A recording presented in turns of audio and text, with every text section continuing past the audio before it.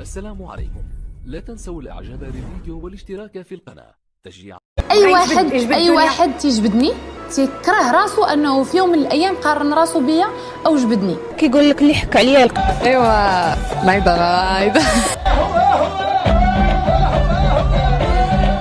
ايوا نايضه عرفي تمالك صاحبي الكبيده كبيده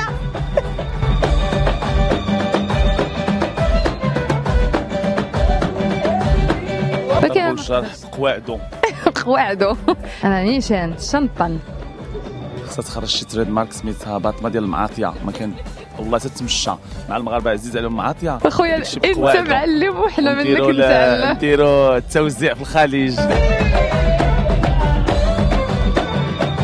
نايضه يا سيمو ما كاين على القرطاس. كيف ما كنعرفوا كاملين بان السيد المدني هو مازال رهن الاعتقال. هناك العديد من الجهات اللي كتشفى، العديد من الجهات اللي فرحانه، العديد من الخرجات اللي كيعبروا من خلالها هذيك الجهه على الفرحه ديالتهم بالاعتقال ديال السيد المدني. وهنا غادي نركز على الناس اللي متورطين في الملف ديال حمزه مونبيبي او المتهمين. ملي كنقول المتورطين راه كنهضر على داك الصحفي او الانسان اللي كيعتبر نفسه صحفي. ومهنه الصحافه ما هياش شي حاجه اللي غير خدمه ودايزه. مهنه الصحافه هي مهنه شريفه، مهنه نبيله. واحد الانسان كيأدي واحد الرساله ديالو، ماشي كنجي كنبقى نغوت ونطلع الشعارات الخاويه غير باش نخدم المصالح ديالي. وحقا انا صحفي وهذاك غير المذموم والعقوقي. انا واحد الانسان كنقلب على الحق ديال الناس، وهذاك كيستغل الناس وكيستغل ظروف الناس. الوغ كو داك السيد راه متورط في ملف ديال الاجهاض، داك السيد مسير اولا مشرف على شي بواط دو نوي. انا ما عمرني ما شفت صحفي كيخدم في لي بواط دو نوي، ما عمرني شفت صحفي داخل في شبكه ديال الاجهاض. وهذه الشبكه ديال الاجهاض السيد محمد المدني كان من الناس او كان كيرجع له الفضل في الفضح ديالها او في التفجير ديال هذا الملف ديال الاجهاض اللي تلقاو متورطين فيه بزاف ديال الناس منهم اطباء. المهم ان الكلام كثير في هذا السياق هذا، والخلاصه هو ان السيد المدني حط صبعه على الاماكن اللي كتضر او كتوجع بزاف ديال الناس.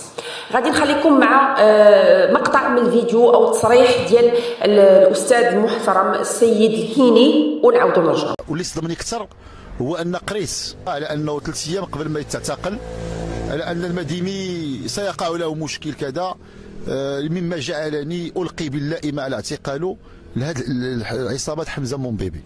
هذه راه عصابه تمتلك مجموعه من اليات التاثير والتاثر، هي اللي تسببت في اعتقاله والشكايات ديالها الكاذبه.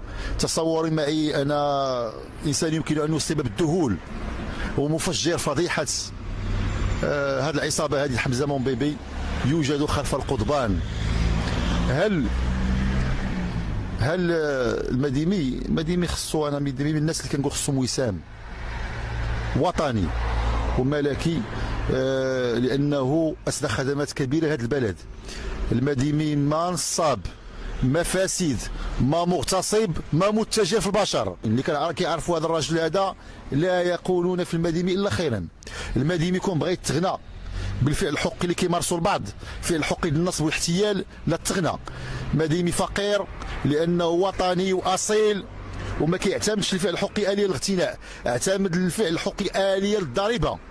وزاروه الزملاء المحامين الزملاء ديالنا زاروه في السجن واكدوا له ان الاستاذ الهيني والاستاذ حاجي وجمعيه الدفاع عن حقوق الانسان، جمعيتنا جمعيه الدفاع عن حقوق الانسان في صفيه وانتقدت القرار ديال النيابه العامه ديال التماس ايداعه في السجن، والقرار قضيه تحقيق لانه ماشي احنا كنتقدوا القضاء ولكن لا نجرح. القرار كان خارج سياق التاريخ، خارج سياق المكتسبات الحقوقيه في مجال الدفاع عن حقوق الانسان. تصوروا معي السيده ما دايره جرائم قد السخط في حاله الصراح لاننا فنانه مشهوره، والسيد اللي حقوقي كبير يوضع في القضبان، خليه في حال الصلاح، الاصل هو الانسان البراءه، يبقى في حال الصلاح ويتم تحقق يعني ويعاقب نتيجة محاربة الفساد، نتيجة كشف لهذه العصابة حمزة مومبيبي. وكنطلبوا وكناشدوا قضاء تحقيق في القضية، تحقيق راه محترم وكفء لأنه يراجع القرار ديالو. سنتقدم بطلب الصلاح المؤقت أمام المحكمة، وجمعية الدفاع ستسلك، جمعية الدفاع حقوق الانسان برئاسه الاستاذ الحجي، انا عبد ربي محمد نائب الرئيس، والمكتب المركزي ديالنا والتنفيذي سنباشر جميع الاشكال النضاليه حتى والحقوقيه، وغنباشروا كمحامين جميع المساطر دفاعا عن القانون ودفاعا عن الحق حتى ينال زميلنا الحقوقي الكبير المديني حتى ينال حريته، وحتى يرجع الى اسرته الكبيره والصغيره والى اسره الحقوقيين.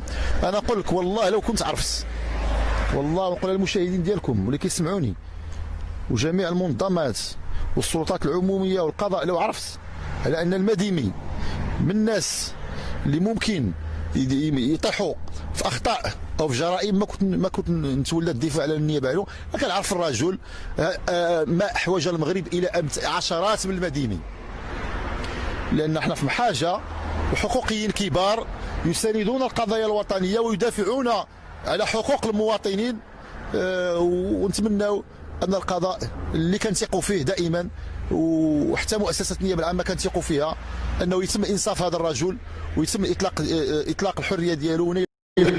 في المداخلة ديال الأستاذ الهيني كانت هناك عدة نقاط اللي شار لها واللي صراحة مثيرة جدا للاهتمام، وما كتحتاج ذكاء كبير باش أي واحد كيف ما بغى يكون يفهم الكلام ديالو. هذه شي حاجة اللي واضحة خاصة للناس اللي متبعين هذا الملف ومتبعين أشنو كيوقع يوم بعد يوم. من أهم النقاط اللي شار لها الأستاذ الهيني واللي أنا أو العديد من الناس أثارتنا، وهي كيف يعقل أنه قبل الاعتقال ديال السيد المديمي هادوك الناس كانوا كيطبلوا وكيغيطوا وفرحانين وعارفين بأن السيد المديمي سوف يتم اعتقاله. النقطة الثانية وهو أنه كيتهموا السيد المديمي بأنه كيستغل المنصب ديالو كرئيس للمكتب التنفيذي لحقوق الإنسان وكي يخدم المصالح ديالو. السيد الهيني أو الأستاذ الهيني بحكم المعرفة ديالته بالسيد المديمي كيأكد بأنه إنسان فقير، ما عندوش، عايش الحمد لله، ما عندوش ما خاصوش، ولكن لم يغتني من وراء هذاك المنصب اللي هو فيه، ألوغ كو ناس وحدين أخرين كان إمكانهم أنهم يستغلوا ذاك المنصب اللي هو فيه، خاصة وأنه كيتطرق الملفات أو القضايا اللي هي الضخمة، الملفات أو القضايا اللي هي كبيرة وكتقدر تمس ناس في مناصب عليا، وهذا الشيء كاع كله ما استغلوش. يعني كان بإمكانه يصور الملايين ويدير الأموال الطائلة من مور الملفات اللي كيعالجها أو اللي كيطرق ليها، وهذا الشيء كله ما كانش. وهاد الناس مازال كيتهموه وكيقولوا هذاك الإنسان ابتز وشهر واستغل المنصب ديالو، وكيخرجوا بكلام اللي ما كاينش. الطامة الكبرى انهم مازال في الحسابات ديالهم، وهذه شي حاجه اللي مؤسفه. ما قدرتش ننشر داكشي اللي كيكتبوا، ما قدرتش نعاود الكلام يعني بالحرف اللي كيقولوا، ولكن راهم بحال نوعا ما كيحرضوا الناس اللي داخل السجن. وهنا ما غاديش نقولوا سواء هو كان باقي بوحده سواء دخل مع السجناء، هادشي كاع كله ما غنطرقوش ليه. انا كنطرق للفعل، كنطرق لداك الشيء اللي كيخرجوا به واللي كيقولوه هاد الناس. لا هادوك الناس، لا الحساب ديال حمزه مومبيبي اللي كيقدر بعد النوبات حساب حمزه مومبيبي كيكتب شي حاجه هما كينشروها، فبداو كيحرضوا على اغتصاب السيد المديمي داخل السجن. وشفنا مغربيه حره غير على جوج كلمات راها في السجن، وهادو راهم ما نقولكمش طلعوا الدنيا وطلطلوها بالدارجه، راه ما خلاوش، راه اي حاجه هاد الناس كيديروها، اي حاجه كيف ما بغات تكون كيديروها. نعيا نعدد في داك الافعال اللي كيقوموا بها والكلام اللي كيخرجوا به، وما غاديش يتقاضى داك الشيء ديالهم. لحد الساعه ننتظر المحاسبه ولم نرى شيئا بعد. لحد الساعه نحن لا نشكك في القضاء ولا نشكك في القانون ولا نوجه الكلام لاي احد، ولكن نتساءل لماذا هذا راه ماشي كلام انك تخرجوا تقولوا للسيد المديني داك الهضره اللي كتكتبوا ايحاءات على خاص راه غادي تغتصب في السجن. هادشي راه حشومه، عيب وعار، هادشي عيب وعار نوصلوا ليه كاملين كمغاربه. حشومه. كاينه عصابه سميتها عصابه حمزه موبيبي والمتهمين فيها القانون اللي شاف بانهم متهمين قبل الواقع. مالكم على هاد التعنت وعلى هاد الانانيه وعلى هاد الضرب في القانون وفي الراي العام وفي كل شيء فقط لانكم مجرمين بحالكم بحال دوك المتهمين. وهذه مساله اللي باينه، راه ما كيدافع على المجرم على المجرم في حاله. باش نكونوا واضحين، حنا رانا ما كنقولوش شي حاجه اللي ما كايناش، راه هادشي واقع. المجرم كيدافع عليه المجرم اللي بحاله. السيد المديني الا كندافعوا عليه حيتاش حنا ما عرفنا السيد المديني حتى عرفناه كيفضح الملفات ديال الفساد. إلا عندكم ما يثبت العكس حطوه. أما كلام عينا منه، كلام كل شيء شبع منه. كل ساعة كيخرج لنا شي بيضة كيحنقز علينا في شي قنت الحقيقة وحط الحقيقة. أما لا هزوا لافيزا كتبوا على الحقيقة وكنا نقدروا نهزوا لافيزات ونكتبوا عليهم الحقيقة وكنا نقدروا نبقاو داوين على واحد الحقيقة مبهمة. شنو هي ديك الحقيقة اللي كتقصدوا نتوما ما عرفناهاش. المهم وبدون إطالة، تحية للأستاذ المحترم السيد الهيني على كلمة حق واللي قال في حق السيد المديني.